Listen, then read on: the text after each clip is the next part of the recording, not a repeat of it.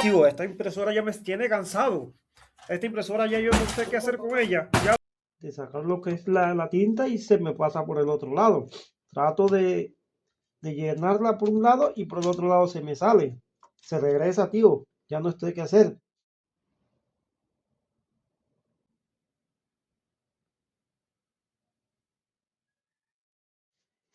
No te preocupes, yo tengo la solución a ese problema.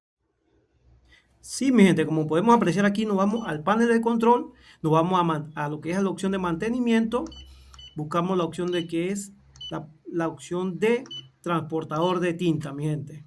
En esta parte con el transportador de tinta, automáticamente él hace lo que es lo que es los llenados de las tuberías, así como pueden apreciar en el video.